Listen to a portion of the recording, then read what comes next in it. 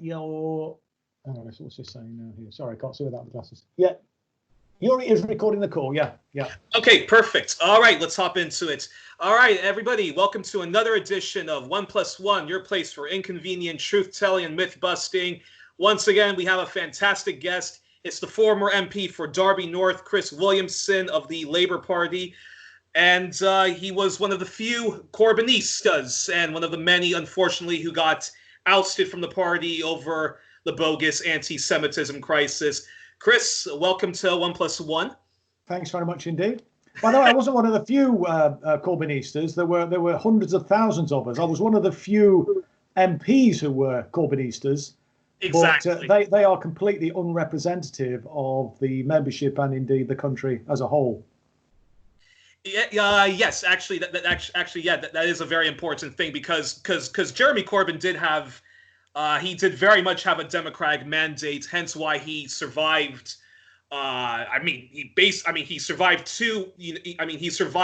he survived many attempts to undermine him. Then he survived a coup attempt.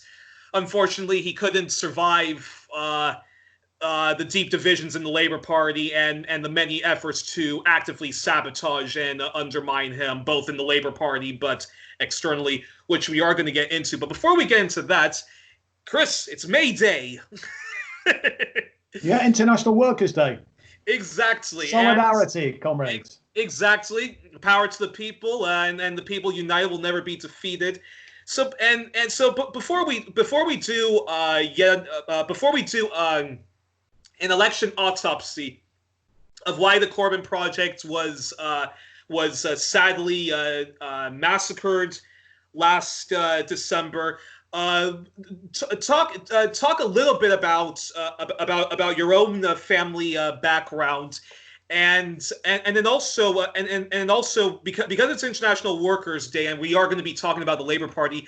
Talk about Tony Benn, who was the greatest Labour leader that Labour never had, and he was also the greatest Prime Minister Britain never had. And of course, and also talk to us about the miners' strikes of the 1980s, and why that is so important to understanding how we, how we, rebuild the left as a powerful force and hopefully take power before climate change gets any worse. Yeah, well, I mean, my background is a very humble background, really. I was a working class lad. My dad worked in the building trade and then became a hospital porter. My mother was a cleaner, then worked on the shop floor in a textiles factory.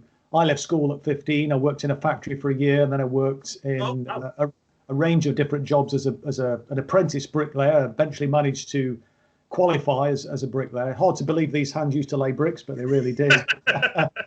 But I was fortunate in a sense that I left school at 15 in 1972 when there was still the last vestiges of the post-war settlement that the 1945 Labour government put into train. And it really stood the test of time for 34 years.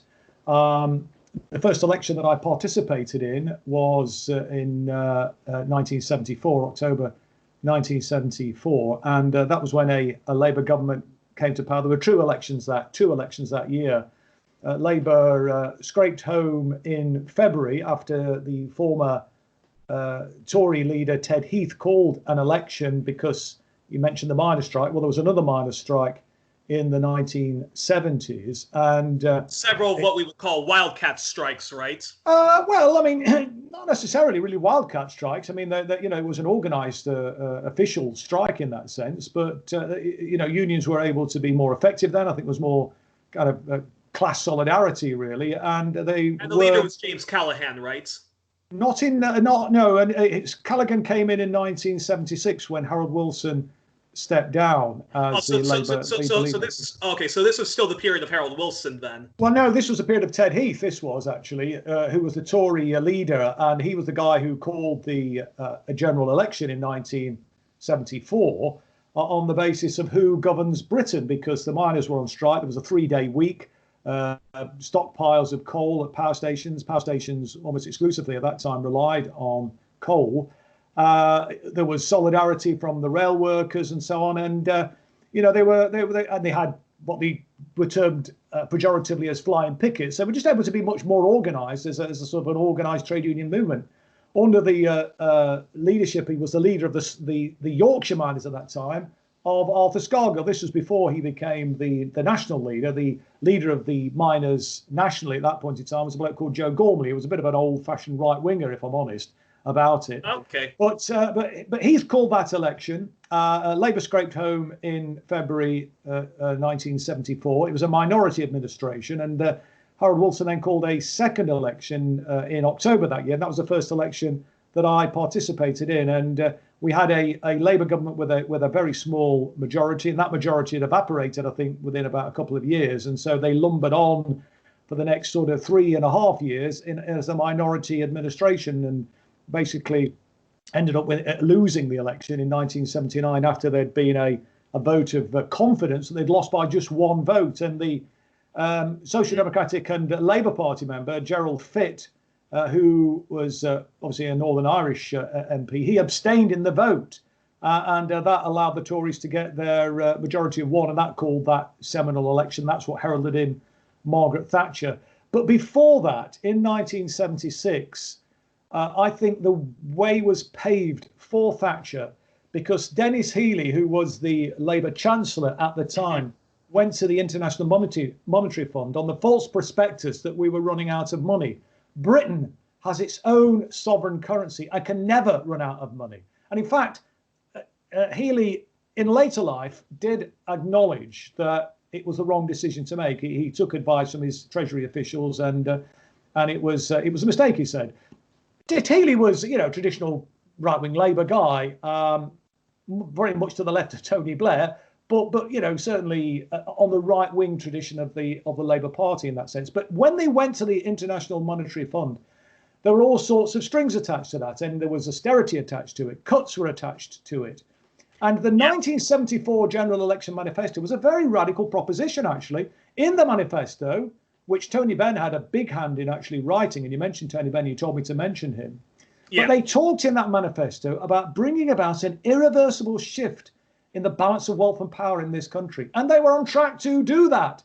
But unfortunately, because of the cuts agenda that they embarked upon, because they then took on the trade union movement, particularly the trade union movement that represented low-paid workers, there was a long, bitter industrial dispute in the winter of 1978-79, which had been dubbed by the right-wing press as the so-called winter of discontent. Mm-hmm. And that then led ultimately to Thatcher coming into office. But had we not lost that vote of confidence in the House in 1979, which precipitated that election, I think potentially Labour could have won that election if they'd been able to hold on a bit longer, because the polls were moving in Labour's direction. And the big mistake that Jim Callaghan made was in actually, fighting the trade unions for a start, and actually trying to stick to this wages policy, which is totally unfair. And obviously, it was a lot of low-paid workers saying we'd had enough of that. He should have come to a pragmatic and sensible agreement with the trade unions, but stuck his heels in stupidly. And that then led to, as I've said, Margaret Thatcher coming into office. But Tony Benn, of course, was a very key figure. He was a key figure, as I've said, in helping to draw up that manifesto in 1974. He was a key figure on the National Executive Committee. He was the chair of a very powerful committee on the NEC called the Home Policy Committee. And there's quite a lot of radical, proposals who are coming out of that. The National Executive Committee was a more powerful body in those days, and a more representative body than it is today, I've got to say. He was really driving forward, I think, a more progressive socialist agenda. But he was very disillusioned, I think, with the betrayals as he saw it, and I think most people in the Labour movement saw it, of successive Labour governments. Yes, Labour governments had done some decent things, but in the end, ever since really the franchise was extended in Britain in 1918, the Labour Party ultimately has been a tool of the establishment. And I think Tony, could see that. And Tony went on a journey. Tony sort of started, if you like, centre-right and moved. And Harold Wilson described Tony Benn once as immaturing with age, but actually I think he was getting more radical as he got older. And what he was determined, I think, to do, what he recognised was that unless the Parliamentary Labour Party could be brought under, some sort of accountability, brought under control, if you like, of the wider membership, And unless we could put the members in the driver's seat in terms of helping to, drive policy, that we were really going to struggle. We were going to struggle to actually really deliver what was desperately needed at that time. And the 1979 election, was a really seminal moment in Britain and indeed in the world, because it really heralded in a completely new chapter. It heralded in really the start of the neoliberal, what has turned into be the neoliberal consensus, really. And it was helped because Reagan came. And I would also say the age of, because people talk about the age of austerity as beginning with, David Cameron and Nick Clegg. No. But for me, it's just another chapter of what actually was taking place. Yeah. Arguably under Harold Wilson, but really, what the. Well, I'm saying, going to the IMF in 1976 was a huge mistake, and that, as I've said, that really paved the way for Margaret Thatcher's Tories to come into office, and so Tony was very determined and recognised that we needed some democratic reforms. He moved and successfully moved for the adoption of mandatory reselection of MPs, open selection, so that they would have to go through a reselection process. He also spearheaded the campaign. This wasn't about Tony Benn on his own, of course. Tony was, if you like, in the vanguard. He was kind of leading it, but it wasn't about Tony, as it wasn't about Jeremy Corbyn either. It was about the movement and a recognition that we needed to put the movement in the driver's seat, in control. In fact, Tony Benn once said, in order to democratise our society, we need to democratise our party first. And Nye Bevan also once said that the purpose of getting power is to give it away. And, unless you kind of do that, unless you actually empower communities, then the establishment, the corporate capitalists are the elites, the oligarchs, they're going to hold sway. And Tony recognised this and was putting in place these measures. And, we got many of them through. But it's very interesting because in 1981, there was a fissure in the Labour Party, a schism, where the right-wingers could see the writing on the wall, could see that there was, a popular move for socialism, as it were, that Labour, well, even Michael Foot, was described as an ineffectual leader. But for Michael's first year as Labour leader, the Labour Party hit over 50% in the opinion polls. This is kind of unprecedented numbers, actually. But it was only when the formation of the SDP, and even after the SDP was founded, actually, Labour was still doing relatively well in the polls and so on. But they were founded by the so-called Gang of Four. That was people like Roy Jenkins, Shirley Williams, David Owen, and Bill. Who all later went on to form the Liberal Democrats, right? Well, absolutely. In 1987, I think, because initially when they created the so-called Social Democratic Party, that was done with the express purpose of stopping a socialist government coming to power. I think page 1 of the SDP manifesto in 1983, I can't remember the precise wording of it, but if you look at it, if you dig it out on the archives, anybody who's interested, it's very clear. Their whole raison d'etre was to stop a socialist government coming to power. That was their number one priority.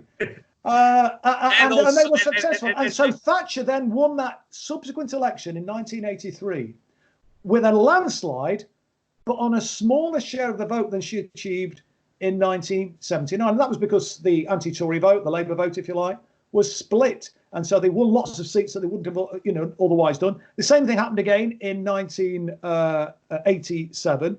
But after that election, then the Liberal Democrats were formed. But what they did shortly after the foundation of the SDP was to create a coalition between what was then the old Liberal Party. And they had this thing called the Liberal Social Democratic Alliance. And so the Liberals would stand down in some seats, the SDP would stand in others, and they had this electoral pact. And then the Liberal Democrats grew out of that. But in those 80s, they were seminal years because Thatcher and the Tories were very determined to settle a score with the miners, because the miners had effectively brought down, well, not effectively, they absolutely brought down the Tories in the 1974 election. And when Ted Heath posed that question, who governs Britain, the British people answered, not you, mate, and elected a Labour government, albeit a minority Labour government. But they were determined to settle a score, and they started on a closure programme. They brought in a hatchet man from the States, who'd actually been heading up British Steel and decimated British Steel. I mean, Britain's Sheffield was renowned, around the world for its quality steel. It employed, tens of thousands of people in Sheffield, in Corby, and other places around the country. They devastated the steel industry. Corby was a town which was almost exclusively reliant upon the steel industry. Mm-hmm. They shut it down in its entirety. I mean, this was without any compassion whatsoever. And then why did Thatcher want to? Why did she want to close down all of those? Why did she want to close down all of those? Well, as I say, they were determined to settle a score. I think they wanted to reconfigure the economy. That was pretty clear. She came to power, her and people like Keith Joseph, who was a right-wing thinker in the new right of the Tory party in the 1970s. He was actually tipped to stand against Ted Heath in 1975, but he was a very eccentric character. He persuaded Thatcher, which was unprecedented as well, because they'd never had a woman for any political party, putting themselves forward in the way that she did, and obviously she got elected. But they were bedazzled by the likes of Milton Friedman and Friedrich Hayek. And they bought into this whole neoliberal agenda, and they were determined to reconfigure the British economy, away from a kind of, its industrial base. And they recognised as well that that industrial base, with those big heavy industries and so on, was a breeding ground for radicalism. It was a breeding ground for strong trade unions. It was, the epitome, if you like, of social solidarity in that sense, and they were determined to smash that. Because don't forget what Thatcher said, there's no such thing as society, only individuals and families. It was anathema to her solidarity, the kind of solidarity that was expressed through the trade union movement. And they were very powerful. They were powerful players on the economic field, as it were. They couldn't just ignore the miners. I mean, as I've already said, the miners brought the Tories down in 1974. They were very, very powerful players.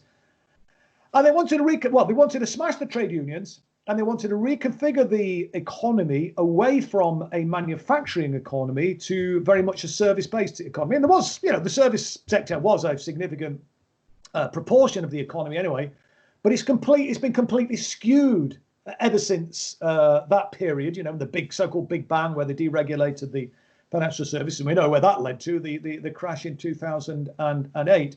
And what they did in terms of the manufacturing base was with their friends in the corporate sector. It's not that they necessarily, came out of manufacturing. They just offshored those jobs to low-wage economies.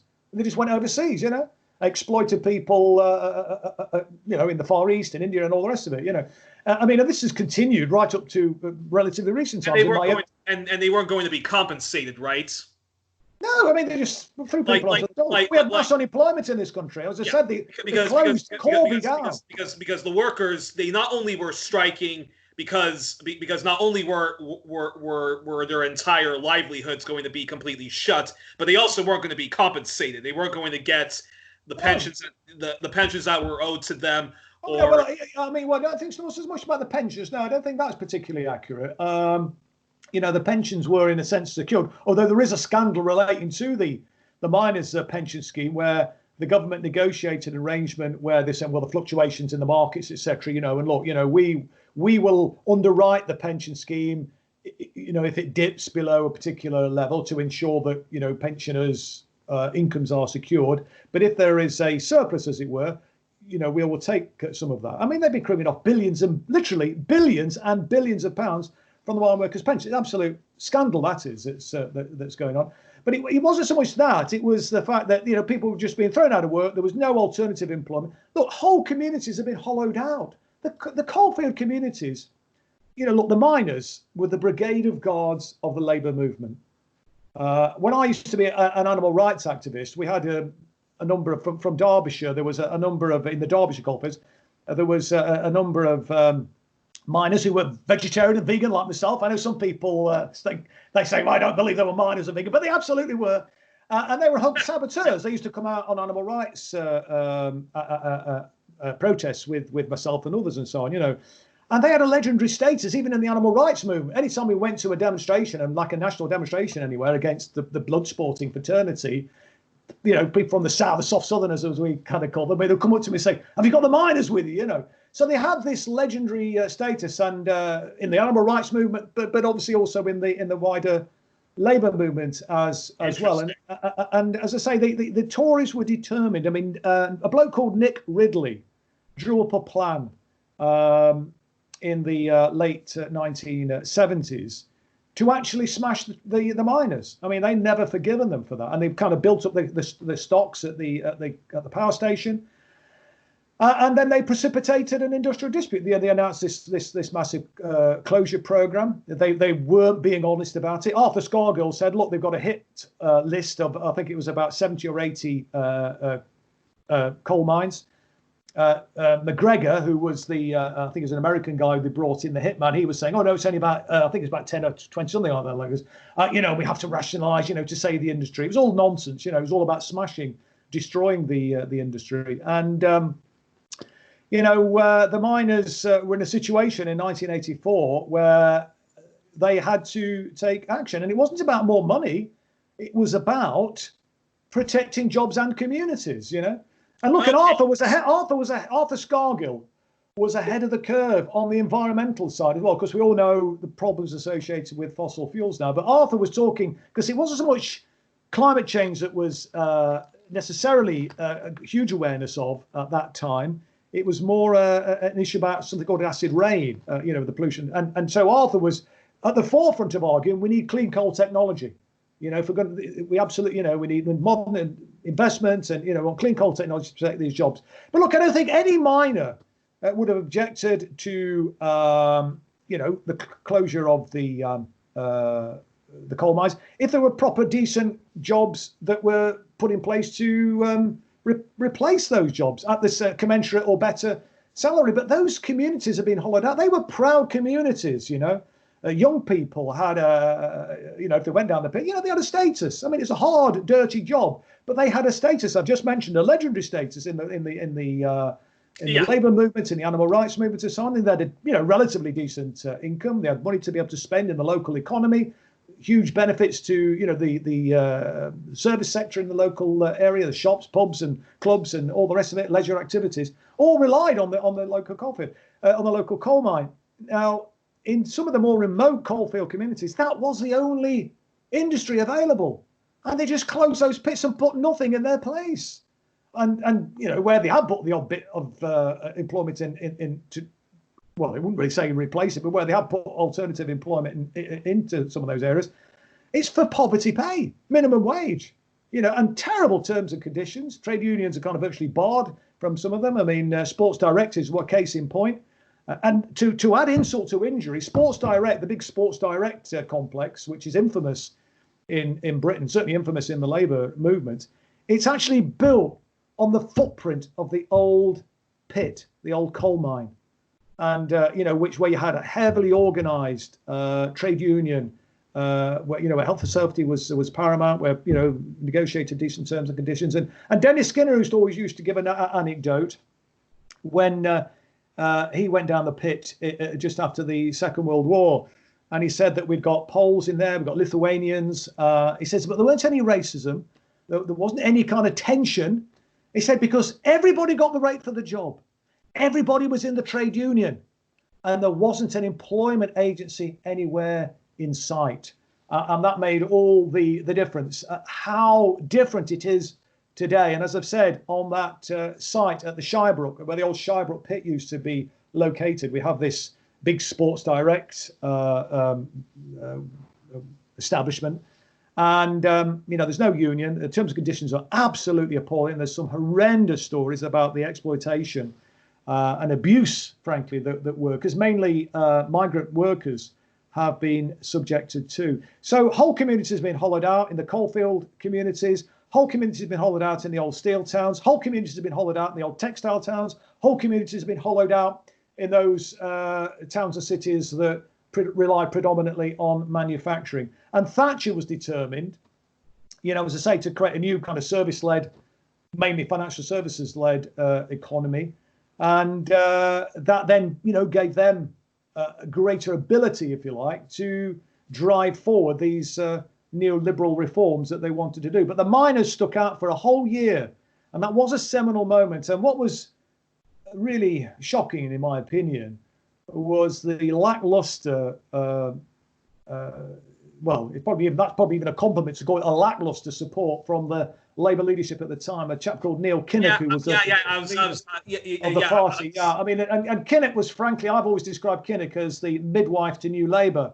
I mean, he started bringing in some of these changes, and the tragedy is, I mean, you know, the accidents of history. Tony Benn, in just before the 1983 general election, which was a catastrophic election for Labour that year. Tories, as I've already said, won a landslide with a smaller share of the vote because of the SDP. But just prior to the election, there were boundary changes. Every 10 years or so, the Boundary Commission in Britain looks at the constituencies and you know, makes some various changes, adjustments, so that to try to make them. Yeah, I think in the US. I think in the US we call that. What do we call that in the US? There's a term for that.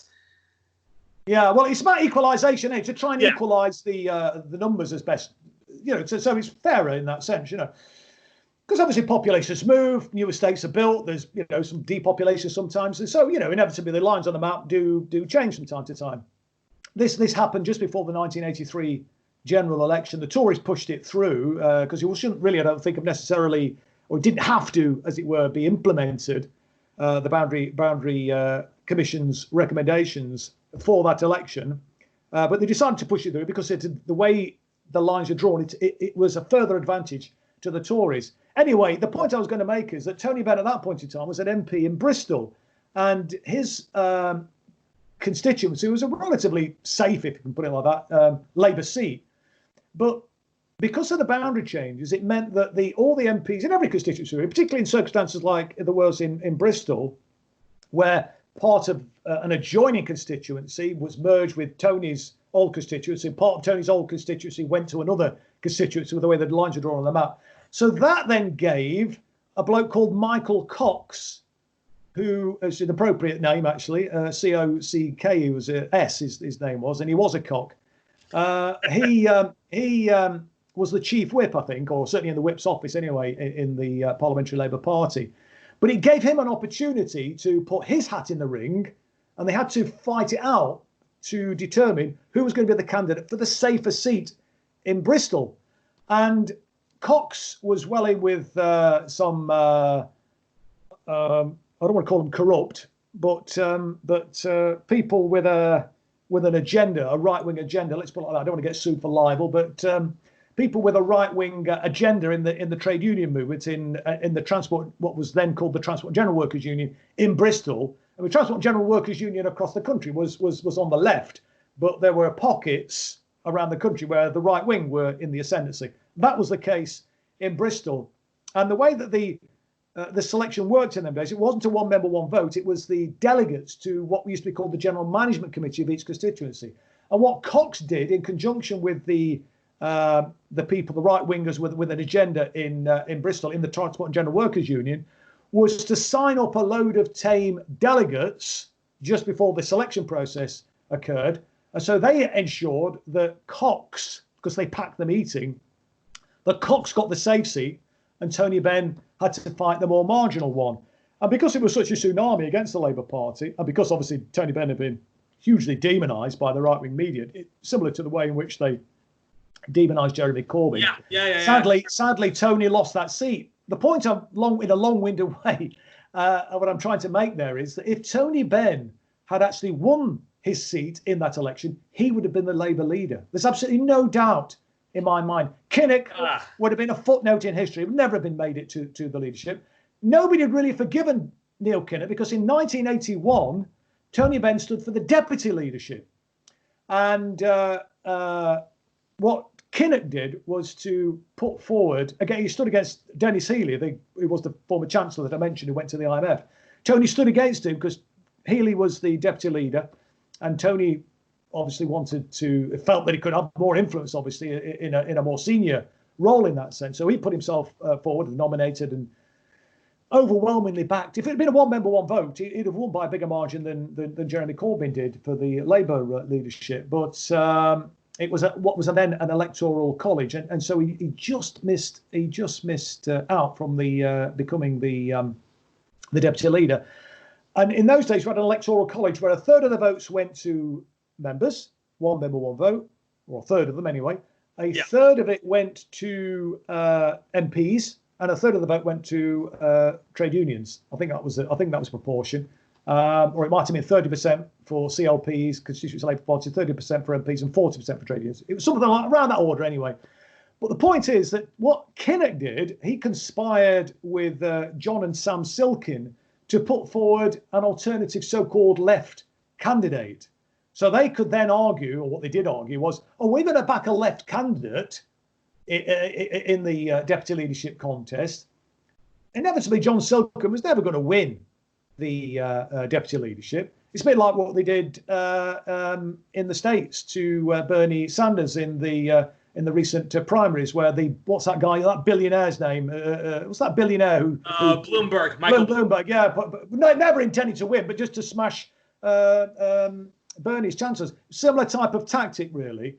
So what they did was they put forward John Silkin. John Silkin obviously got nowhere. Kinnock and a few other so-called soft left people voted for Silkin. But then in the second round, so he dropped out then. So then in the second round, the runoff between Healey and Tony, they abstained.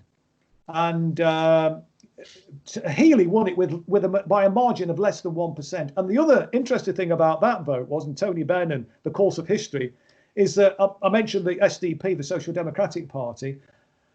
The votes by the MPs were cast at the conference itself. And a number of MPs, right-wing Labour MPs, turned up at the beginning of the conference, voted for Dennis Healey, and then left and joined the SDP. And only basically one or two MPs, if their votes hadn't counted, if they'd left already, as it were, then Tony would have got in. And in fact, what Tony was saying is, well, in reality, I should be the deputy leader now, because the people that voted that gave Healey the majority are no longer Labour MPs. But this is the quirks of history, we'd have never had New Labour, we might have had a socialist government. Tony Benn was an incredibly effective communicator. And like you said, the best leader the Labour Party never had, the best prime minister the country never had. And he would have been a hugely influential figure on the world stage in a way in which, Thatcher was. I mean, I hate to admit it, but she was an effective figure on the world stage. Obviously, she stands for everything that I absolutely abhor. But her and, her confederate in crime, Ronald Reagan, I mean, they absolutely changed the political landscape, an economic landscape around the whole world. And we all know what the consequences of that being, the grotesque levels of poverty and inequality. And it's even worse in the States than it is in this country. But it's a terrible, terrible legacy. And, we absolutely got to fight against that. And what's depressing to me is the way in which the Labour Party's gone now with this new leadership is that we're going back to that old neoliberal consensus, which is totally shattered. It's in terms of its credibility. It's completely failed, and we absolutely need something new, something different, and we're not going to get that, regrettably, from Keir Starmer. Now, before we do an election autopsy, let's stay back in let's stay back in time for a bit. Now, so the miners put up quite a good fight. Arthur Scargill was very much, I hate the term radical, I hate the term militant, but he was very much a radical militant trade union leader. Yep. Now, what was the media coverage of the miners' strike like? Because you mentioned that Neil Kinnock, he didn't really he wasn't in solidarity with the miners. So talk a bit more about how the labor leadership, and this has always been the bizarre case of labor with unions. Labor often throws the union movement under a bus. So talk a bit about that. Talk a bit about the media coverage, because from what I've read, from what I've read and what I've heard, was that the public at large actually wasn't on the side of the miners. Well, I think public opinion was divided. I mean, the media coverage was absolutely shocking and appalling, and it wasn't just the Labour leadership that didn't support the miners and the trade union movement. I mean, that history of that.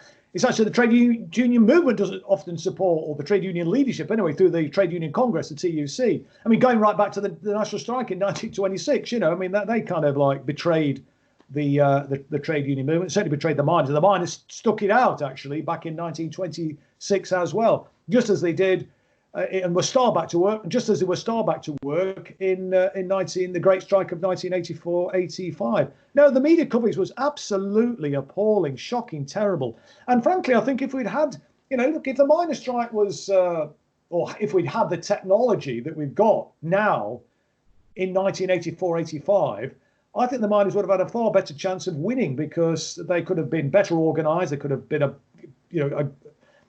able to counteract the police tactics. Basically, what we got. Look, in Britain, we don't have a national police force. We have county police forces, but effectively, we had a national police operation going on. I was at college at the time. By that time, as a mature student, I was training. I'd left the building trade, and I was training to become a social worker. And on the way to college in Leicester, we used to go along the motorway and the A46, and you'd see whole convoys of police vans going up and down. And I mean, it was just appalling. We'd become a police state. The media operation was absolutely shameful.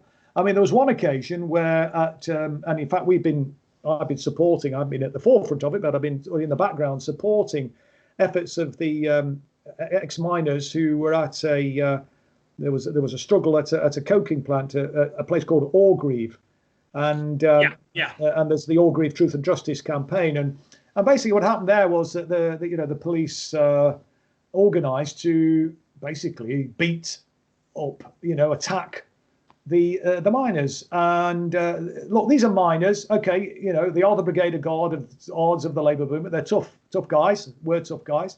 But they were up against police on horseback, police in riot gear, police with crash helmets and truncheons and so on. It was a hot day. It was hot. It was summer when this all took place. And we've got miners with no shirt on and training shoes and jeans or shorts being ridden into, cavalry charged and beaten and attacked, badly beaten. I mean, and also in mining villages as well. I mean, I've seen some of the footage, and again, if we'd got, like I mentioned, if we'd had the technology that we've got now, some of the abuse that went on, but even such as it was, the bits that were captured, it's truly frightening, horrendous. We'd have mounted police, charging through the street, beating miners and abusing the women and kids in the street. I mean, it's just shocking. I mean, an incredible event. The point I was going to make about Orgreave. One point I was going to make about the media and Orgreave, though. There was the police had attacked the miners and beaten them, and there were cavalry charges, etc. And to try and defend themselves, they were kind of hurling, the sods of earth, picking up and trying to sort of deter the police from their attacks.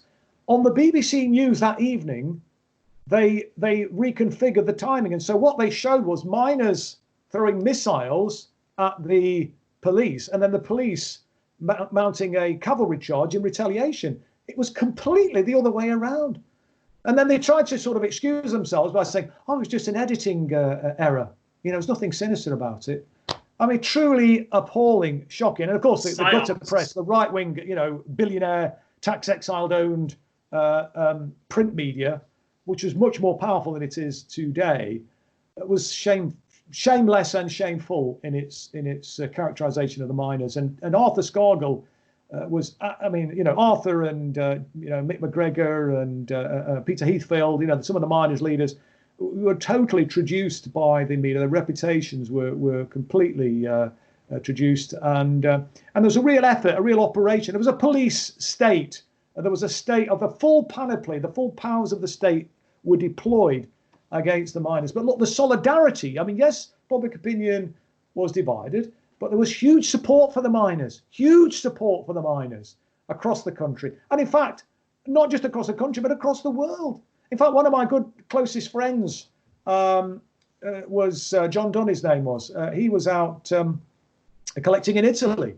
Huge contributions from the Italian trade unionists, and he said it was a bittersweet memory for him because he was out in the beautiful place Italy is in the spring. And he'd been sent there raising money for the miners' struggle very successfully. But while he was out there, the miners' strike was called off. And he said it was a bittersweet experience coming back, having had such a wonderful experience of international solidarity, to know that, the struggle was over. And some of the miners' leaders, at a local grassroots level, they were singled out afterwards, and they were intimidated, and they were singled out for very unacceptable mistreatment, really, with a view to essentially pushing them out, and many of them were sacked and were never able to get their employment back, and they were kind of blacklisted, and they weren't able to get work. So yeah, I mean, it was a very dark chapter in the history of this country, actually, and we still haven't fully recovered from it, to be honest with you. And it was such a breath of fresh air then when Jeremy Corbyn came on the scene, because I think people felt, my God, at last, we've got somebody who can offer us hope, can offer some real, genuine, meaningful change. And of course, now the playing field has leveled up a little bit, and notwithstanding the changes that they're making to the algorithms and all the rest of it, with social media to try and get a message out to people over the heads of the mainstream gutter media that, still to this day, completely misrepresents the truth. I mean, they talk about fake news. I mean, these guys are past masters at fake news. And, the way in which they're covering the COVID-19 crisis in this country right now. I mean, they're really letting the government off the hook. They really are. And so they continue. However, because we're able to have platforms, obviously like yours that we're on this evening, but there's many, many others of these, and people are, can become their own, their own sort of media in that sense, just through using things like this, putting stuff about themselves out, reporting things and putting it out, which people do on Twitter, on Instagram, on Facebook, etc. And just imagine if we'd got these during the miners' strikes, many of the other industrial disputes, and how we could have captured, the abuse, intimidation, the violence that was being meted out by the police, because a lot of people still find it hard to believe, even now, though I think, that bubble's burst to a large extent with a lot of people, but a lot of people find it difficult. Thatcher even used MI6 against the miners. Yes, I mean, there's the whole panoply of the state was used against to smash the mine. They knew that was a seminal battle. They knew that they had to beat the Brigade of Guards, and they were determined to do it because they had an old score to settle. And she disgracefully described the miners as the enemy within. What an absolute disgrace! What a scandal! I mean, these guys are heroes, really. My God, I mean, they're the people that kept the kind of, the engine rooms running, during the Second World War, for God's sake. It's no, I mean, truly appalling. And so you mentioned Neil Kinnock through that Neil Kinnock did not really stand in solidarity with Arthur Scargill and the miners. So then afterwards, when the miners were defeated, and you mentioned that many of the union leaders were blacklisted, was that the beginning of a period where the unions basically had to sort of just accept whatever shitty deal they got from their employers and from the government? Well, it was made more difficult, and of course it was particularly so because what happened was as I already mentioned, many of the big old industrial facilities were just shut down and moved overseas. So, in that sense, it was difficult for trade unions to be effective when, the people they were representing, I mean, just those jobs, those factories just no longer existed, Mm-hmm. And of course, so that was coupled with the moves to bring in anti-trade union legislation, which, some of which was already in place during the miners' strike, but it's got considerably worse ever since then. So yeah, I mean that really was. And is there a specific name for any of these anti-trade union bills? Because I assume, hypothetically, if a Jeremy Corbyn or a Corbyn type of leader was to get into power, they have to try to overturn, these bills. So yeah. What are the names of some of these anti-trade union? Well, I mean, I think most of them have got the term within it, the trade union such and such amendment bill and blah blah blah, industrial disputes bill, etc. There's a range of them. I couldn't sort of name them chapter verse off the top of my head, but if anybody's interested in that, if you kind of just Google anti-trade union legislation in Britain, I mean, it will come up. The wonders of kind of modern technology, it will come up. I mean, and one of the things that under Jeremy, And we were talking about repealing those anti-trade union laws. They should all go. They should repeal the lot, and we should bring back, collective bargaining. I would bring back the closed shop actually as well, which I remember when I left school and I went to one or two places of employment. I remember going to the railway, and we went through various things. And one of the things we were told is we had to join a trade union. And there was a big campaign in the 1970s saying, "Oh, this is a, breach of freedom of choice and all this kind of nonsense." But it's all about in the US. It's funny how they do that. Like they keep calling all of these bills like freedom of choice, freedom of employment act, and so forth. And yeah, it sounds good the way they talk about it and the way they sell it, but what it really is all about is actually making sure that it's next to impossible for anyone to join a union. Yeah, it's bullshit. I mean, there's this dressing it up as freedom. It's absurd. It's basically saying, well, if you can't afford your dinner, you're free to go without. I mean, it's just crazy. It just makes no sense whatsoever. I mean, that's not freedom. I mean, I want kind of human rights where people and freedoms where people have got the freedom to be free from poverty, free from homelessness, free to be able to ensure they can, enjoy a decent standard of living, and they can go out for a meal occasionally, maybe have a holiday once or twice a year. This isn't too much to ask for God's sake, particularly in what Britain is the 5th biggest economy in the world, and yet we've got 14 million people living in poverty. This is an absolute scandal. And yet, where's the media on this, Get the odd thing reported here and there. I mean, it's just not, well, because we know why, they're the mouthpiece for the neoliberal establishment, and many of them are getting fat on the system that is in place at the moment. But I often ask myself is, how much money do these characters want? They can't spend it, can they? They can't spend this money. The billionaire class.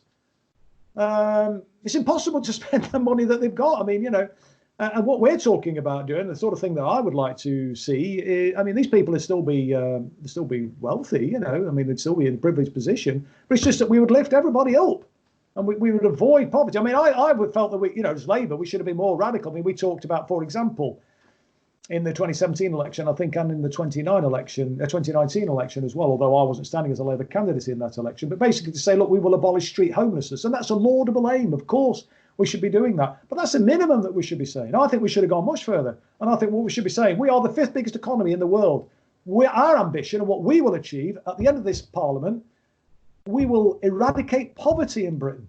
I mean, look, if Hugo Chavez can lift so many millions of people in what was a really poverty-stricken developing nation when he became the president in 1998, and lifted so many people out of abject poverty so quickly, because he had the political will to do it, then for God's sake, we should be able to do the same. This is all about political will in the end. And that's where I think we need to be continuing to push. But regrettably, with what's happened in the Labour Party and what's happened to Jeremy and the direction of travel of the party now, that campaign, that drive, that political will to make those changes is not going to come from the Labour Party now. And then before we get into the into the election autopsy, and there's so many similarities to what took place in the past, but just very briefly, now, the UK was in a state of of economic peril before the Thatcher revolution came in, and Harold Wilson did have many clashes with the unions. And the Labour Party often had a very a kind of a love-hate relationship with their base, which are the trade unions. But wasn't Labour in an economic crisis because of the fact that there was the oil embargo that happened?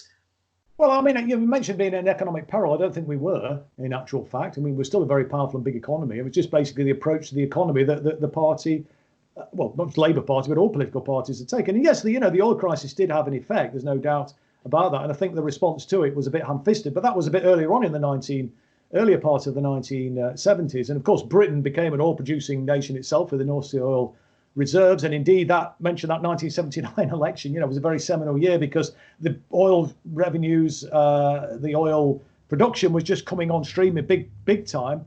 And that would have been hugely beneficial for the country. But look, there is this kind of notion that somehow, public services and the investment in education, health and all the rest of it, we need rich people and we need tax revenues to pay for it. That ain't how it works. Tax doesn't pay for public services. We are a sovereign. We have our own sovereign currency. It is a fiat currency. It's backed basically by the reputation, if you like, of the government in that sense, in terms of its value. We came off the gold standard in the 1930s. The previous then the subsequent arrangement that was put in place to the Bretton Woods Agreement, a so-called Bretton Woods Agreement, which basically fixed currencies and so on. It was almost if you had a kind of a gold reserve and you had to kind of match expenditure with physical blocks of gold, as it were. That all went out the window in 50 years ago. Nixon kicked it into touch, didn't he, in 1971, I believe it was. But we've never really taken advantage of the fact that we have a floating fiat currency now, and that then gives us enormous flexibility. I always say, because some of the rich people, like a bloke called Lord Alan Sugar, I don't know if you've ever heard of him, but he was saying before the election that if Corbyn were to get into 10 Downing Street, he'd leave the country. My response to that was, I'll drive you to the airport, pal. We do not need you. And please leave the keys on the way out. Please don't come back. We literally don't need the rich people. Look, we have our own sovereign currency. Yeah, right? We're the fifth biggest economy. Why don't you just enjoy your retirement in Gibraltar or Diego Garcia? Precisely. Yeah, we don't need these rich people. Look, as I've already said, look, we're a very, very wealthy nation, the fifth biggest economy in the world. We have our own sovereign currency. Thank God we didn't go into the euro. Money is no object. Money is no object in this country, in the States, or any nation really, where you have your own sovereign currency. The only sort of barrier, if you like, to doing what's required is the capacity in the economy to, do what it is you want to do, as it were. I mean, in this country, and certainly in the 1970s, and you said, Labour was in an imperiled economic position, and well, we weren't. I mean, that was self-inflicted, actually. But look, we had unemployment, so there's lots of underemployed and unemployed workers. So let's bring them into the market. There was lots that needed to be done in terms of infrastructure, and that is still the case today. There's lots that needs to be done in terms of public services, social care, etc., etc. So anything that's for sale in pound sterling, doesn't cause an inflationary pressure. And so long as you're not overspending, where you're actually spending beyond the capacity of the economy, which is where places like Zimbabwe went wrong, and indeed because people go on about often, hyperinflation and all that kind of nonsense, and they cite Zimbabwe and they cite Germany after the First World War. But of course, there again, what was happening in both those countries, they were spending beyond the productive capacity of those economies. And of course, Germany was in a particularly bad place after the First World War because of the war reparation, all the problems that were associated with that. So those, they're very, very unfair, very, very bad and unfair comparisons. Look, money is no object. The only barrier, as I've already said, is the capacity of the economy. The reason we need tax is to generate a value for the currency. Because when you think about it, you have a £10 note or a dollar bill. Here it is. Imagine that's a dollar bill or a £10 note. Why has it got a value? Who says it's got a value of $1 or $10 or $100 or £10 or whatever? It's only because you tax and you require then corporations and individuals to acquire these dollar bills and these pound notes to be able to pay their tax liability. So it creates a value for the currency. You also need tax to deal with inequality in society. Inequality has got out of control in this country, and certainly in the States is even worse than it is here. Although I'm told, looking at some research that Danny Dorling has done, that Britain is on track to be even more unequal than the United States within about 15 or 20 years if we keep going the way we are going. So you need tax to generate a value for the currency. You need it to deal with inequality in society, because people, billionaires, why are they billionaires? Nobody should have that much money. But, people with loads of money, they've got lots of power. So you need tax to deal with and even up the playing field a bit to tackle inequality in society. You also need it to drive, particular policy goals. You might want people to drive more environmentally friendly vehicles, for example, So you kind of can make tax concessions and tax more for things which are environmentally damaging and tax less or not at all for things which aren't. And then the final thing, of course, for tax is to kind of bear down on inflation.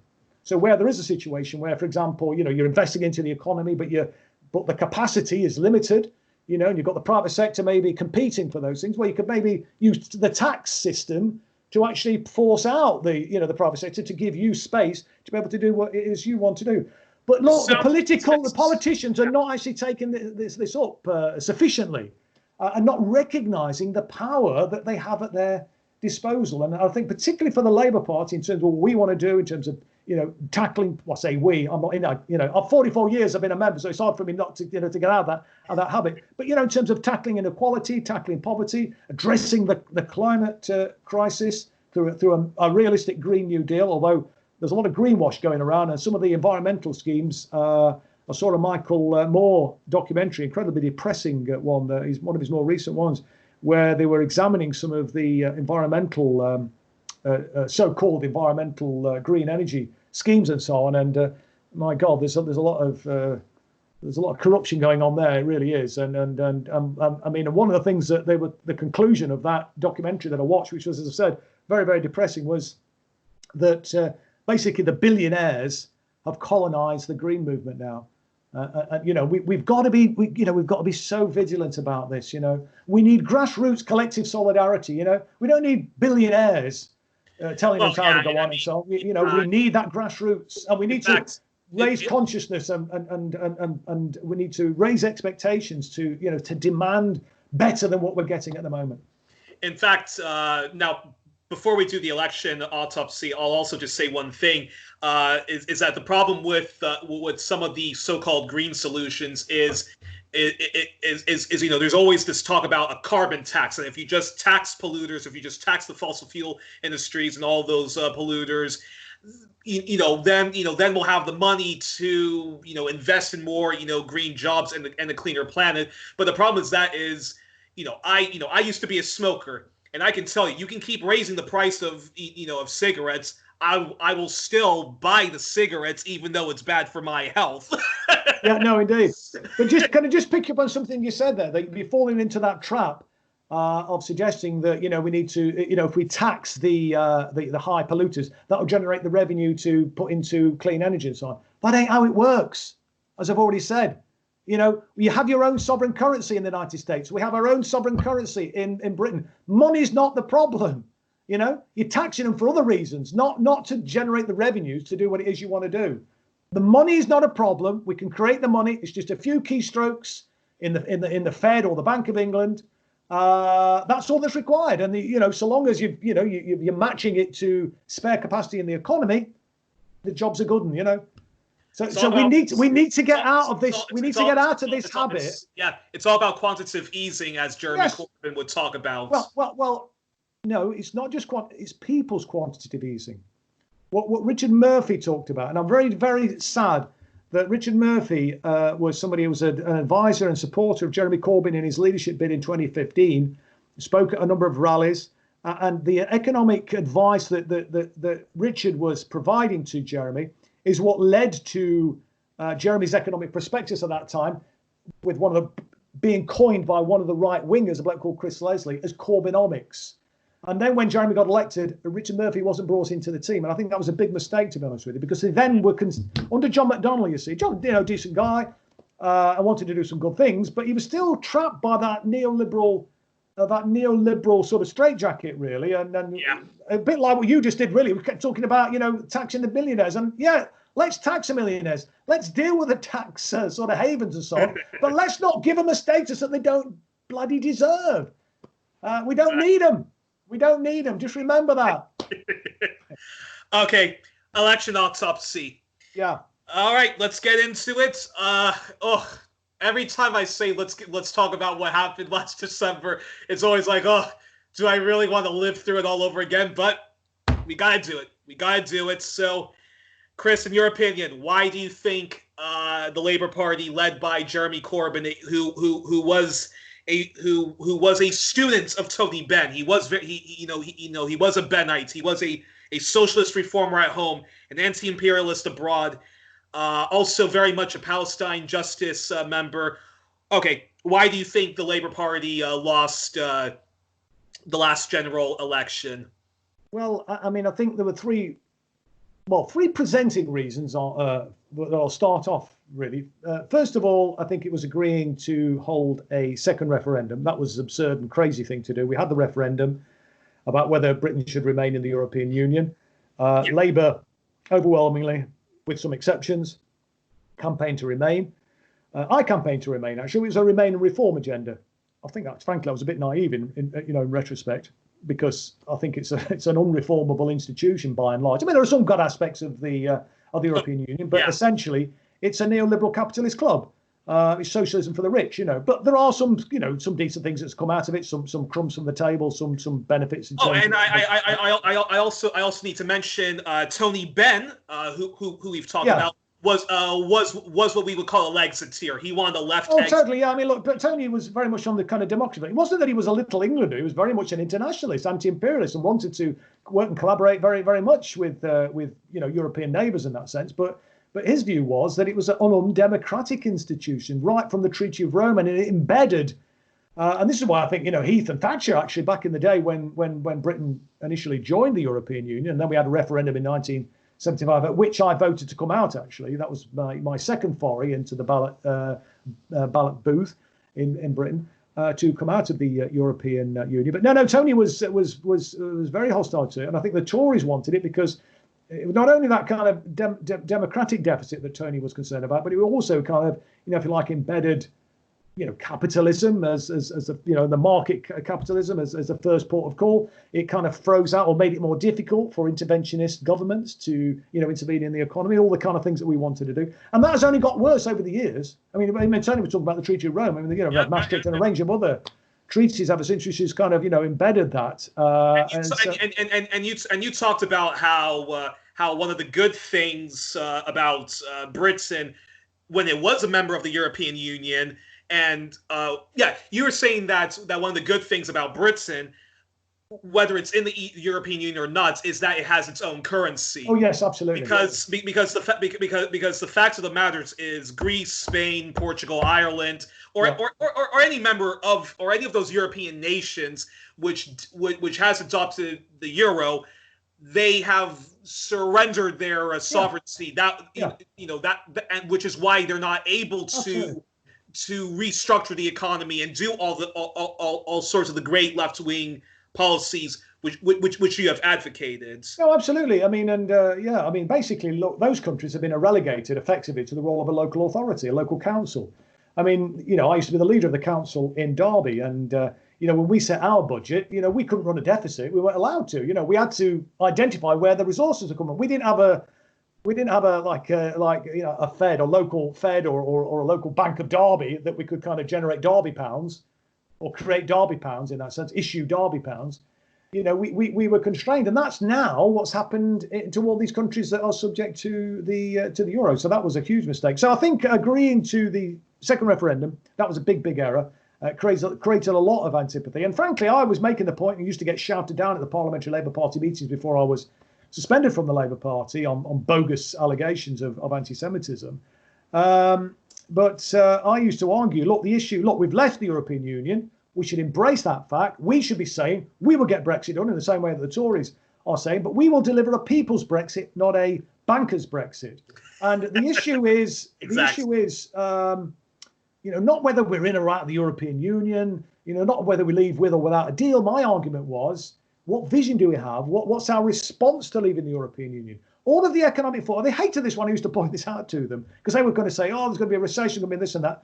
None of the economic forecasts, if you can believe economic forecasts, but look, none of them were predicting that there would be a recession as a consequence of leaving the European Union. What they suggested was that in 5 or 10 years' time, that the economy would have grown more slowly than it would have done had we remained in the European Union. But my point was, look, we can address that through a big fiscal stimulus. For all the reasons I've just mentioned, we've got our own sovereign currency. And what our position should be is we'll get Brexit done and we'll deal with any economic impact by investing in the economy. And we want growth, because the other point is GDP, gross domestic product, is a very, very, very poor measure of economic success. It measures all the kind of things which don't really kind of like deal with kind of quality of life. We, as I've already said, by GDP, are the 5th biggest economy in the world. And yet we've got 14 million people living in poverty. Well, that's not a great measure of economic success, is it? If we've got people sleeping on the thousands of people sleeping on the street, millions of people living in poverty, millions of people working in precarious, low-paid, poverty-stricken jobs in that sense, So we need a different measure, anyway, of economic success. So that was my point. Look, we have our own sovereign currency. We can invest. We can deal with any economic shock. And even if the economy were to shrink a bit, although it wouldn't, in my opinion, because public expenditure on infrastructure, on public services, that generates economic growth by the GDP sort of criterion in that sense. I don't think the economy would have shrunk in any event. But my point was, look, even if it were to shrink a bit, if we're committed to the redistribution of income and wealth, we can lift the living standards of the 99%. That's what we should be about as a Labour Party. So my argument was that's what we should be doing. That was the first massive catastrophic error. That was deliberate, in my opinion, as well, by the likes of Starmer, who participated in the internal attempted coup against Jeremy in 2016, and subsequently efforts to undermine him at every turn. We sort of accepted that, and that created a problem. I think the second created the resentment and led to us losing lots of what were previously regarded as safe Labour seats. Yeah, because the Brexit referendum, what won the Brexit referendum was the North, the Midlands, and Wales, which were those old mining communities which we talked about in the beginning of this. Yeah, some of them mining and steel and certainly traditional working class communities. Yeah, absolutely. And they were very resentful because, it wasn't necessarily a sophisticated look at the European Union, but I think they'd felt they'd been passed by all those years. I mean, New Labour cynically took the view they've got nowhere else to go, these voters. And so we need to go after the kind of, Middle England, so-called Middle England, the middle classes, all the rest of it. And I think we could have won people over, but with a more progressive agenda, to be honest with you, than what we did. Anyway, we basically became as sort of a neoliberal political party under New Labour. So, but the second mistake was to agree to to agree to the election being held in the middle of winter. I mean, it was almost the shortest day of the year. That was just absolutely balmy. And that was inevitably going to work against us. I mean, who likes campaigning in the dark? It's just, and cold, snow, rain. It was just ridiculous. And we didn't have to agree to the election. Obviously, the haters, the right wingers in the party, they wanted the election. I think they wanted to lose the election because they knew that would seal the fate of the Corbyn project. So I think that was a huge catastrophic error. Jeremy should have held out, and we couldn't have made the point because people were saying, Labour's running scared, because they were initially trying not to agree to the election. But I think we should have just held our nerve on that and said, no, we're not going to have an election in the middle of winter when people are preparing for Christmas. No chance. We want an election when when it's light and people can actually participate. This is going to have depress the turnout, etc., etc. I think there was grounds, and plus the fact the Tories were in disarray. I mean, Boris Johnson, couldn't get a vote through the House. They were in absolute disarray. So I think it would have put us in a better position, put the Labour Party in a better position, had they held their ground and actually allowed the election to be called on their terms, because they had the numbers in Parliament to prevent, because under the Fixed Term Parliament Act, you need a 2/3 majority to hold an election prior to, the 5-year fixed term, as it were.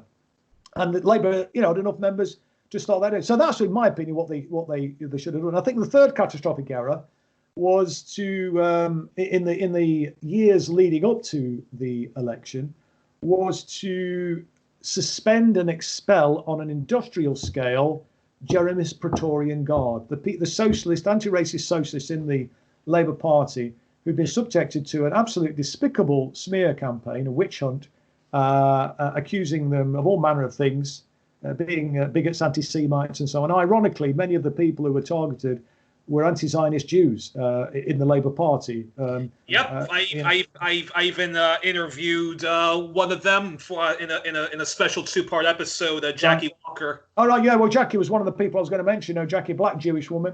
Another guy, Cyril Chilson, a guy who's born in Israel. He's married to a woman who was also born in Israel. A very strongly pro-Palestinian activist now. He served in the Israeli Defense Force. She served in the Israeli Defense Force.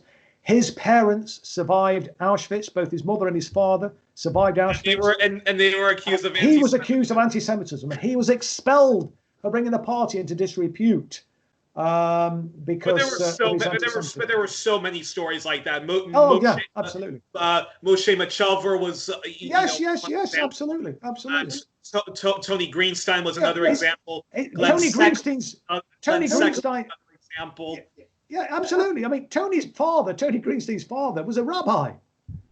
Tony Greenstein's father, actually, with the Jewish community and the labor movement in the 1930s, confronted Oswald Mosley's fascists at the Battle of Cable Street. I myself was an active member of the Anti-Nazi League, one of the very first founding members of the Anti-Nazi League in the 1970s, when the National Front, right-wing fascist National Front, was on the march in Britain, and confronted them on the street. I remember I was working in the building trade at the time, and casual racism was quite a thing. And I remember being chased all over the building sites on occasions for confronting racists. I wouldn't let anything pass, and I nearly got my head kicked in on more than a few occasions. And then I've got people with the temerity to attack me. People have never done a proper day's work in their life, very privileged. Okay, good luck to them. They were born to wealthy parents. People like Lord Charlie Faulkner, went to a very expensive school, then went to Cambridge University, I think it was. He had the temerity on live radio in Britain, on BBC, the Jeremy Vine show, BBC, a national radio station, to accuse me effectively of being a racist Nazi sympathiser. I mean, it's despicable. It's outrageous. It's just kind of unbelievable that this kind of thing has happened, has been allowed to happen. And where I think Jeremy's fatal error was, there was those three things I mentioned, but underpinning all that was Jeremy never confronted them. Jeremy never stood up to them. Jeremy continued to make concessions and apologise to them to try and in some way placate them. They were never going to be placated. And I said to Jeremy, please stop saying sorry, because every time you apologise, every concession you make, all you're doing is feeding the beast. You're just going to make it stronger, and they'll come back, they'll get bigger, and they'll come back for more. And ultimately, they'll want you and this project. And they've achieved it. They've succeeded. It's game, set, and match, And now we've got to start rebuilding outside the Labour Party, in my opinion. But the million pound question I have is, how can Jeremy Corbyn, who he's not a stupid guy. This is a guy whose mentor was Tony Benn. This is a guy who was a founding member of the Stop the War coalition.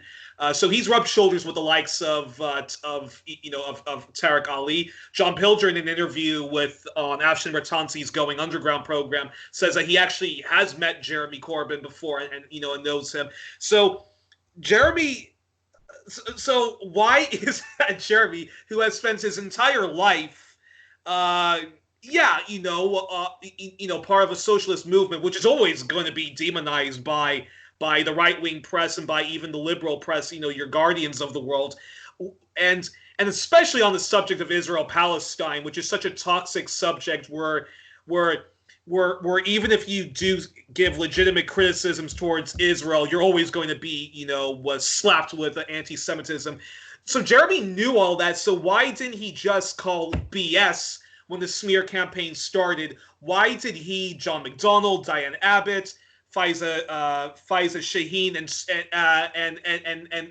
their mates at Navarre Media and so forth all said there is an anti-Semitism crisis, we're dealing with it? Yeah, I mean, only Jeremy can really answer that. I mean, I think that he was incredibly badly let down by his advisors. They gave him an incredibly bad advice. But in the end, look, Jeremy's a leader. I mean, and people can advise. As a leader, he needs to decide in that sense. And I think it was very ill judged, the positions that he took up in terms of, as I've already said, kind of trying to apologise. I mean, look, Jeremy's a wonderful, beautiful, gentle, kind man. He's too gentle, though. Absolutely. And I think the problem is that his greatest weaknesses are sometimes his biggest. His greatest strengths sometimes are his his biggest weaknesses. Well, that's what I was about to say, and they tried to break Jeremy as a man. He was incredibly resilient, but it was a big mistake, I think. And but I feel really quite bitter, not so much against Jeremy, but against some of the people around Jeremy, some of the people who advised him so incredibly badly. And I remember when I was suspended on ridiculous, absurd, outrageous grounds, They didn't accuse me directly of anti-Semitism. What they said was I was guilty of a pattern of behaviour. I mean, it wouldn't have been out of place in George Orwell's 1984. And I was reinstated. The suspension was lifted, and within 2 days it was reimposed. And I remember totally. I mean, it was just outrageous. I mean, no due process, etc. But John said to me, that the way forward now, because what happened was that when I was reinstated, there was a move led by Tom Watson, who was the deputy leader at the time, and they sort of ganged up and they got over 100 Labour MPs and members of the House of Lords to sign a motion to go to the next Parliamentary Labour Party meeting, calling for the whip to be withdrawn from me for a year, and for an inquiry to be mounted into, how it came to pass that I was reinstated. And in order to try and head them off at the pass, John suggested that I should apologise again and again, offer to meet any MP who has been upset, hurt or distressed by my remarks, offer to meet the Board of Deputies of British Jews, offer to meet the so-called, it's a self-styled actually, Jewish Leadership Council, offer to do the same in terms of meeting anybody who'd been hurt, upset or distressed who sat on the Labour's National Executive Committee, and to meet representatives from the local synagogue. Well, there is no local synagogue, very small Jewish community in Derby. I got huge support from the Jewish community. I've been attacked predominantly, the accusations put against me, predominantly for standing up for Jewish members who've been falsely accused of anti-Semitism. And I said to John, look, John, that isn't going to happen. I am not going to apologise, because it's almost as if you've been in a... There was nothing for you to apologise for. Nothing for me to apologise for, absolutely not. But the point is, I made the point that it doesn't work. And it was almost like John had been in a coma for the last 4 years, because Jeremy had apologised over and over and over again, and it only did it, as I've already said, it just made them bigger. They kept coming back, made them bigger and stronger.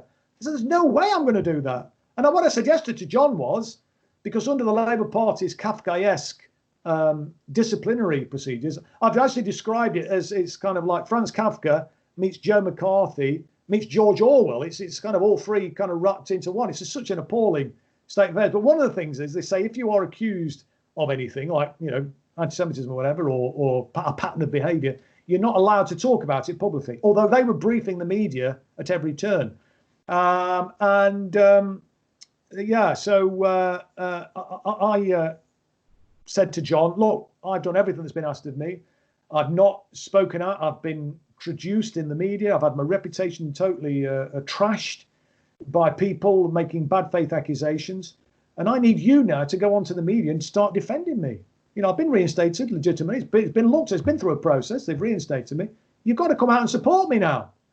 And what was very disappointing was that not a single MP, even the people who claimed to be socialists, the socialist campaign group of Labour MPs, not one of them came out in my support. And they didn't come out in support of any member. Does that include Rebecca Long Bailey, Diane Abbott, and Laura Pitcock? All of them. None of them did. I mean, literally none of them. No, absolutely not. In fact, I was only contacted by, privately actually by MPs in the socialist campaign group. You could count on the fingers of one hand. I mean, I think people are frightened. But for me, being a socialist, one of the kind of fundamental principles of being a socialist is that you express solidarity with comrades, and I coined a phrase which has been repeated by others, that solidarity is always important, but it only really counts when it's difficult, not just when it's easy. Exactly. And for me, it didn't feel that difficult to show solidarity with people like Jackie Walker. She'd been incredibly badly treated, and Ken Livingston and Cyril Chilson and Tony Greenson and all these other people, Mark Wadsworth, the black activist who actually introduced Nelson Mandela to the Stephen Lawrence family. Stephen Lawrence, it's an infamous case in Britain where he was murdered by a racist country. We're familiar with it. I mean, Mark has been a towering figure in the in the kind of civil rights movements in Britain, in terms of fighting for black rights in Britain. He led the campaign for black sections in the Labour Party in the 1980s. He was instrumental in getting the first black MPs elected in 1987. As I've already said, he helped and advised the Stephen Lawrence family, and there was a 3-part documentary on British TV about that case. And wonderful documentary. The first episode. Yeah, but I'm going to say the first episode was virtually almost entirely dedicated to an interview with Mark Wadsworth. And now Mark has been accused of being a bigot, of being an anti-Semite. I mean, it's just, and he's been expelled. I mean, of course, and I spoke up for people like him. People were advising me not to do so. Don't support Jackie. Don't support Mark. You know, it's not going to be good for you. But I said, well, no, that's not. Look, if somebody's been done an injustice, you have to speak out. What's the point of having a platform if you're not going to use it to speak up for what's right in that sense? But I think a lot of people were just fearful and felt that, you know, they might. In fact, without naming them, I remember one guy telling me, he said, look, I agree with every position you are espousing, Chris, but I just daren't say it myself. And that's the climate of fear that had been created. And now what led you to getting kicked out, because you said it was a pattern of behavior, so defending the Jackie Walkers, the Mark Wadsworth of the world. You did apologize for some free speech petition that she signed with a very controversial Israeli Gilad Atzmon, Gilad Atzmon, which I'm going to say for a completely different conversation because I have some opinions about that. But anywho, he's a very polarizing figure. But you apologize for a free speech petition that you signed defending his right to free speech. But then later, when you realized some of the you got kicked out for saying the following. You were explaining at a meeting of Momentum that the Labour Party traditionally has always been the anti-racist party and the anti-Semitic party, and that Labour has a proud history. So if there is any anti-Semitism, we are dealing with it, but we're being too apologetic about it. We need to stop being so apologetic about anti-Semitism when we're doing everything in our power to investigate and fight against it. Yeah, it was no controversy there. No, absolutely. I mean, actually, it was even more nuanced than that. What I said was that we've done more than any other political party to address the scourge of anti-Semitism. That's what I said. I said, look, we're not an anti-racist party, are we? We've done more than anybody else. You know, we stood shoulder to shoulder with the Jewish community in Cable Street. We were the backbone of the Labour Party, that is, Labour Party members of the Anti-Nazi League. And what the point I was making is we've been too apologetic about our record in fighting anti-Semitism. Because we've done more, and we should be more sort of, forthcoming and proud about, the steps that we've taken to fight, racism in all its forms. That's the point I was making. But it was misrepresented, and then obviously in order to justify the suspension, they added a load of other bogus nonsense charges. I had a meeting actually with the General Secretary of the Labour Party 2 weeks before she eventually suspended me, and she told me that she gets more complaints about me, or was getting at that point in time, more complaints about me than every other member of the Labour Party put together, which sounds completely implausible. However, since last year, I've been trying to get something called a subject access request granted by the Labour Party. Basically, that means that all of the records that they hold about you under the data protection legislation in this country, they're obliged to provide it, unless the defence for not providing it is that it's too onerous and too expensive and be too disruptive to the activities of the organisation. However, I think Labour Party has been a big enough organisation to be able to respond. They've refused my subject access request. This is a matter of further litigation on my part, which we're going to have to go to probably to the court to resolve potentially. But from 2017 to 2019, they're refusing to provide the information for that period because they claim that when they did a search for the data records referring to me over that period, it returned well over 60,000 pieces of information. So they're either lying, or maybe when Jenny Formby said that they were getting more complaints about me than everybody else put together, maybe that explains it. But I'm still waiting. So, But despite the fact that a high court in Birmingham ruled in favor of you and demanded that you be reinstated in the Labour Party, when the general election came about, Labour refused to do it, and in fact for a party that keeps sitting on their hands about deselection, giving their actual constituencies the right to choose who's going to be the MP to represent them, they deselected you. You had to run as an independent, but they did not deselect the people who slandered you, slandered Jackie Walker, and so forth, like the ghastly Dame Margaret Hodge. Absolutely, no, indeed. And what happened? I mean, I won the High Court hearing. I mean, I was suspended, as you know, and then I was resuspended. So 2 suspensions, and then that's when I decided to go to the High Court. And then what the Labour Party bureaucrats shamefully were trying to do was to run down the clock to the point where, if a general election was called and I was still suspended, then I wouldn't be able to stand as a candidate. So we had to have 3 preliminary hearings. Obviously, all this cost money. And eventually, I mean, all the hearings found in my favour in terms of saying, yes, there's a case to say that there should be an expedited hearing. We went once, and then the party came back and with some other ridiculous argument. So we had to go again. And again, we won. And again, they came back with a third time. And I think the judge was losing patience by that time. And not only did they rule in my favour, but he said, and it will be held on a specific, within a specific week.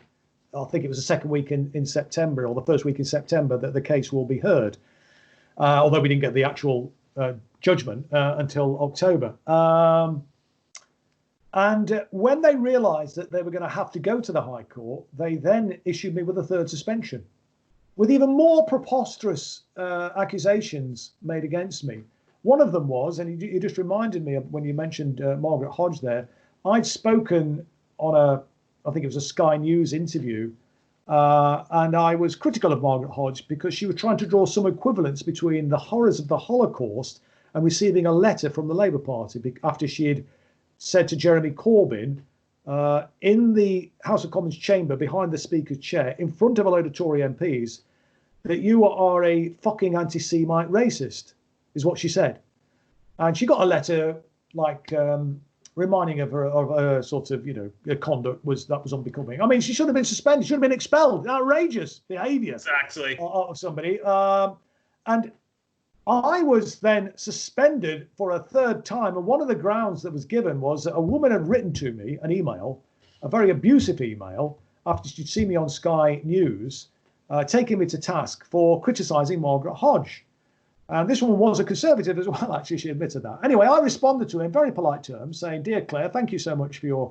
No, not thank you so much. Let's be accurate. I said, "Dear Claire, thank you for your email. You might like to look at this video. Here's a link." And it was a link to one of the preeminent Jewish academics, Norman Finkelstein, who'd recorded a piece to camera where he was taking Margaret Hodge to task for her outrageous attempt to draw the equivalence between the Holocaust and getting a letter from the Labour Party. And he made the point in the video that he made that he'd lost relatives in the Shoah.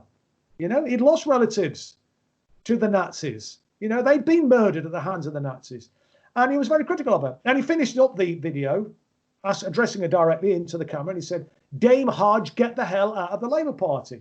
Anyway, I shared that, saying, well, this is a kind of Jewish guy. I just said, look at this video. That was one of the excuses I've given. Another one was because at the conference where I first met you, at the 2019 conference, prior to that, I had, as you know, I spoke at quite a few fringe meetings there. But prior to that, the media got in touch with me to say that a number of these right-wing Labour MPs, so-called Labour MPs, were getting very excited about the fact that I'd been invited to all these fringe meetings, and they were saying I should be nowhere near the conference. This was an outrage, this is a disgrace, blah, blah, blah. And the media asked me for my reaction to that. And my reaction was, well, look, these characters need to pipe down and focus on exposing the Conservatives, getting behind the Labour Party leader and fighting for a Labour government. And I was then suspended, as I've said, for a 3rd time for saying to people that they should pipe down. And I had to explain, and this is serious, it's unbelievable that I had to explain what did I mean when I told people to pipe down. And what they were implying was that there was some anti-Semitic undertones in telling people to pipe down. And I won't bore you with the list, but there was about another 30, equally so preposterous. I mean, it's almost like from a farce, it's almost like you're living in a bad dream, and this can't be happening. We did try to get the judge to consider this, and they claimed that the Labour Party and the mainstream media claimed that I lost the case. As you know, I won the case, and that was evidenced by the fact that the judge awarded us 100% of my costs. We were asking for exemplary costs. My lawyers told me that we'll probably get 90% if we're lucky. It's more likely to be around about 70%, or if the judge has got out of the bed on the wrong side and is not feeling particularly generous, he might only give us 50%. But we feel pretty confident that you will get costs. The Labour Party are putting in for costs against me, believe it or not, as well. They wanted me to pay 6% of their costs. Anyway, when it went, so we had to go to another hearing because the judges like to get this all settled, and they like both parties to come to some sort of agreement. Look, this is a judgment. The terms of the judgment, I'd like you to kind of reach an agreement on, including costs, you see. They refused to do so. We had to go to yet another hearing, and we asked for 90% of our costs, and the judge gave us 100% of our costs. Such was the arrogant way in which the Labour Party had approached the whole judicial process in that sense. As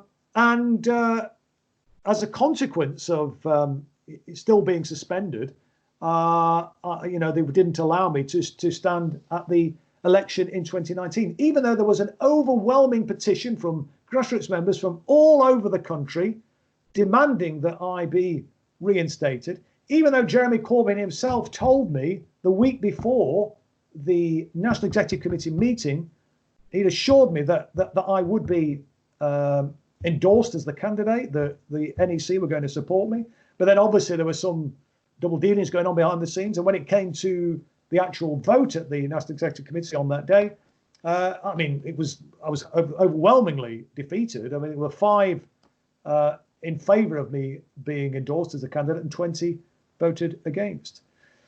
So it's a very sorry state of affairs, and we are where we are now. And obviously, Jeremy's now no longer the leader, and the Corbyn project's dead. We have returned to the kind of the bad old days of the neoliberal consensus. It's basically neoliberalism with a human face. It will be a Labour government. I don't think a Labour government would be elected under Starmer, frankly, because he's got no charisma at all, in my opinion. I'm also of the opinion that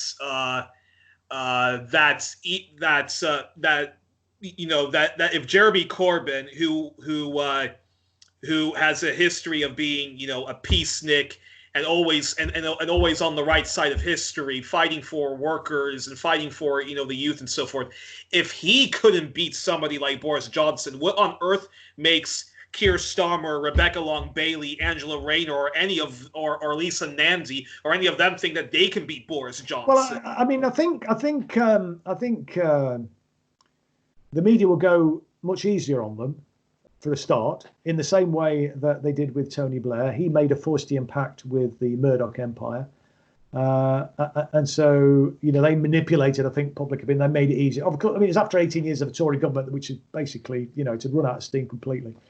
By that time, and had lost all credibility. But Blair's position was reinforced by the fact that he'd done this Faustian pact. The media went easy on him. Look, the media's going easy on Starmer now. I don't think he can win. However, I wouldn't necessarily say it's impossible, only on the basis that the media will, I think, give him an easy ride, and we'll see how it goes. But I mean, frankly, I think the Labour Party, in my opinion, is finished in its present incarnation. And I regret to say that I gave 44 years of dedicated service to the Labour Party. I really did dedicate my life to it. There wasn't hardly a day went by where I wasn't doing some activity or other for the entire period. I joined as a teenager and was literally involved in I've been involved in every election campaign, both local and national, ever since that time, active in between elections, fundraising, doing stuff, community work on behalf of the party, in communities, etc., the council and all those kind of things. I mean, I don't regret that. I mean, obviously, I was very proud to be a Labour Party member. I did feel the Labour Party was the best vehicle to deliver progressive social change. I was very unhappy with the Blair leadership, but I was a councillor at the time, leader of the council, well, chair of housing and then leader of the council. And what we tried to do was to focus on what we could achieve at a local level in that sense. And I think when we're in a far worse position, in my opinion, than any time in my lifetime, probably any time ever for the Labour Party coming out of this election, because we were marched up to the top of the mountaintop and we glimpsed over and we saw the promised land with Jeremy. And then we had, we were pulled back down. It's like the Grand Old Duke of York. We marched to the top of the hill. Now we've been marched back down again. And the caliber of the people in Parliament isn't anywhere near as strong as it was, in my opinion, in 1983, when the last time we lost very, very badly.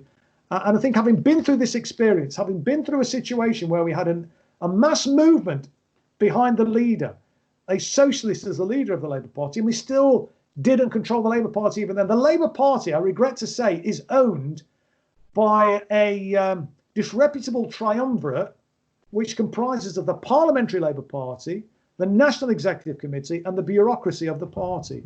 The Parliamentary Labour Party is out of control. They're not subject to any democratic accountability whatsoever. Yeah. I embarked on a democracy roadshow to try and get membership behind that.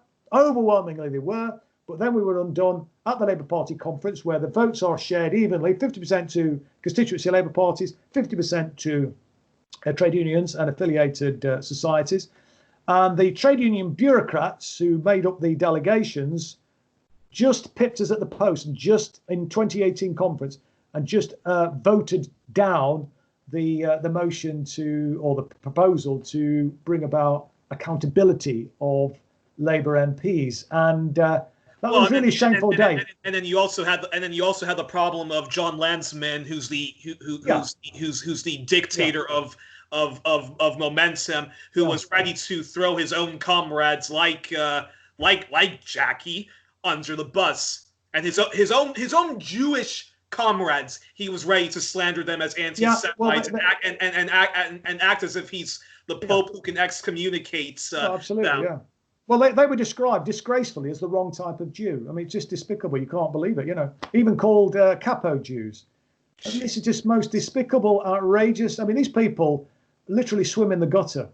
They really do, and they should be thoroughly ashamed. And it was basically a combination of, I think, anti-socialist people who wanted, inside the Labour Party in prominent positions, who wanted to maintain the kind of neoliberal status quo, coming together with kind of turbocharged Zionists. Frankly, I mean, it was that. So I mean, and these characters opportunistically used anti-Semitism. And then of course what the World Socialist website would call the pseudo left.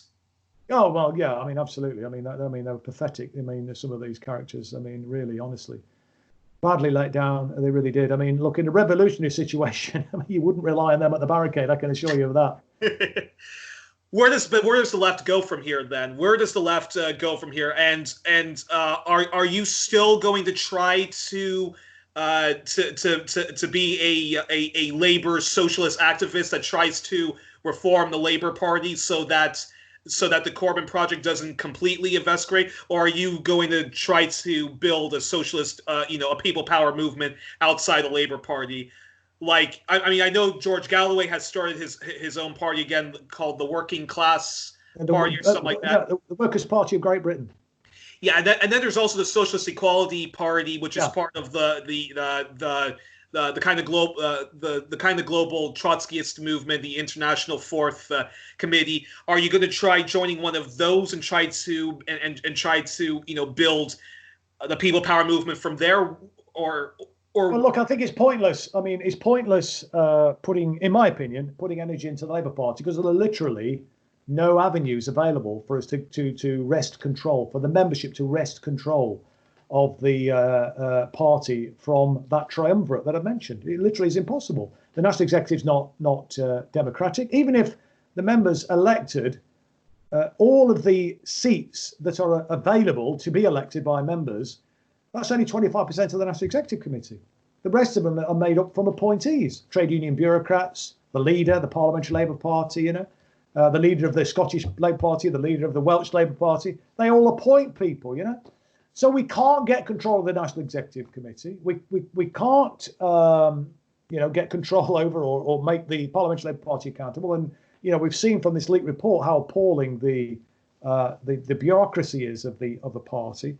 So I think, frankly, I mean, some people are sticking with the party and they're going to fight, they say, but I just think they're going to be expending a lot of energy for zero return. And I think a far better solution would be to try and build something outside the Labour Party. I'm not planning to join any of those movements that you've identified. I'm not planning at this stage to try to create a new political party. I think that would be, in my opinion, a mistake.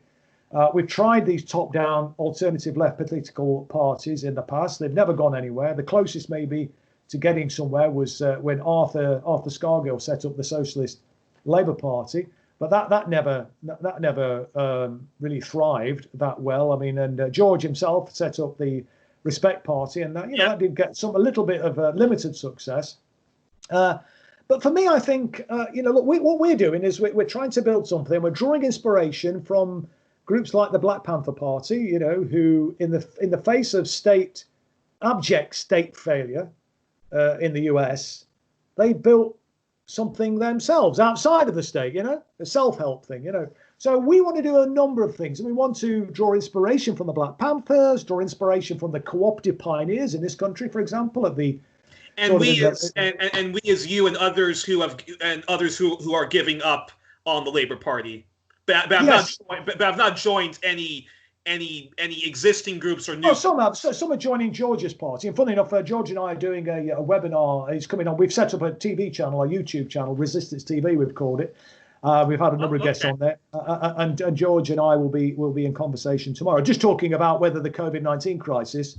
It's at 1:00 tomorrow. If anybody wants to listen to it, tune in. Resistance TV in the UK. We'll be discussing whether or not the COVID-19 crisis could actually spell the beginning of the end for neoliberalism.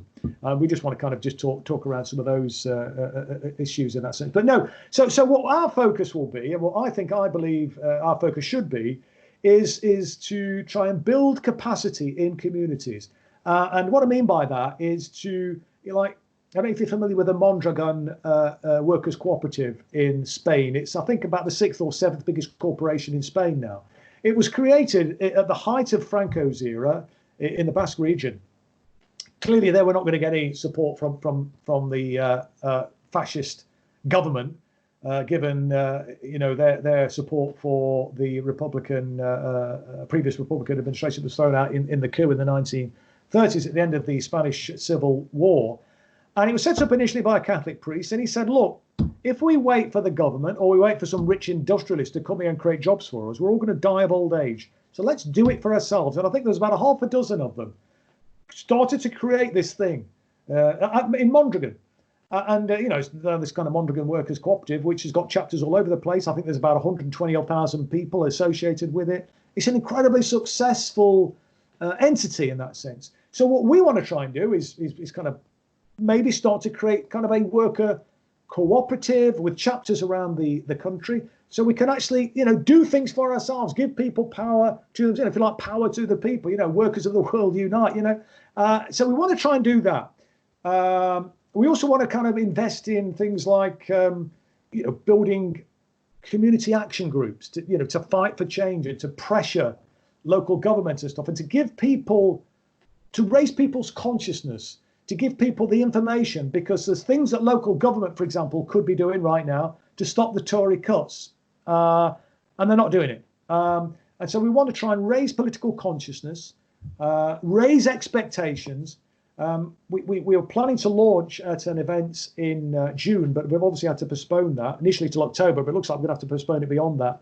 But we're going to get speakers in from around the world. We've got some people coming over from the Yellow Vest movement in France, the Gilets Jaunes. They've been incredibly effective in terms of their resilience in creating a mass movement of street protest.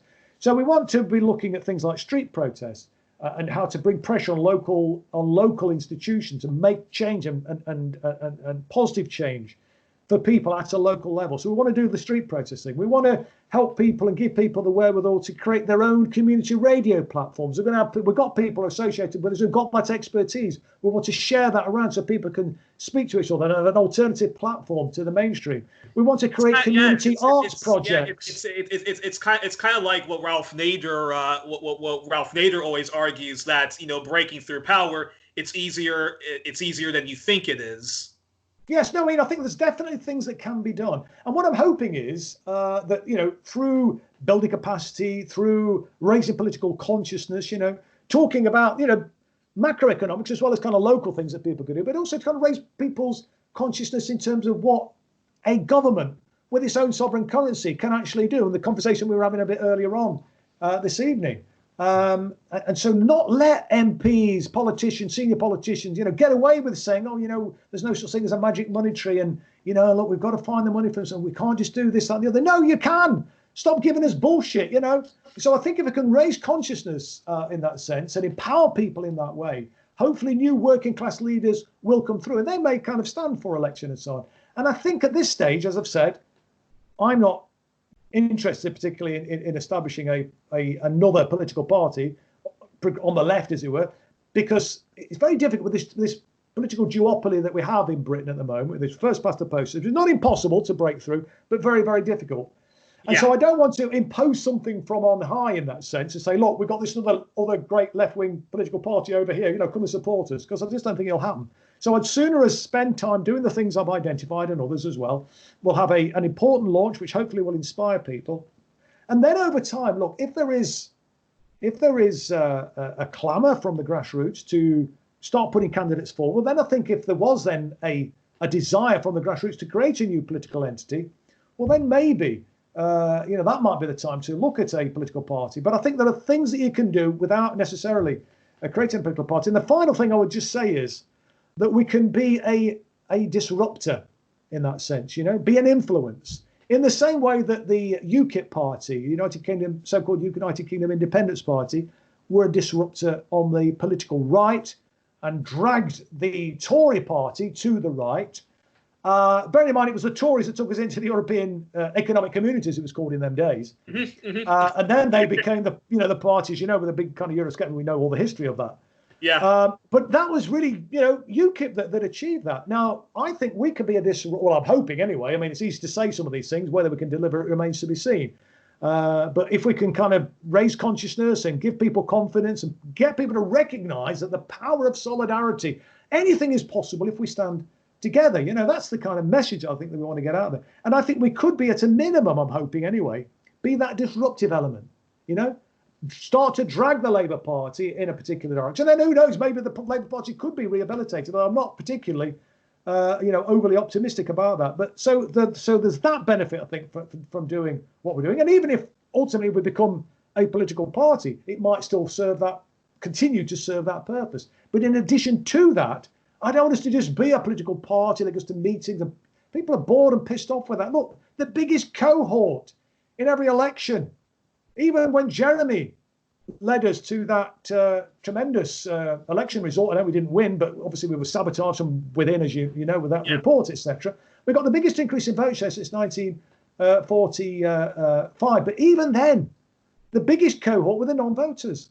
And my mission, if you like, is to try and inspire and bring people in and start listening and give people, power and that recognition, because people have been ground down and disregarded and abused and exploited, and they just feel that politics, democracy doesn't work. And I think, frankly, what we also are calling into question is the suitability of representative democracy. Frankly, it doesn't work. Who are these representatives representing?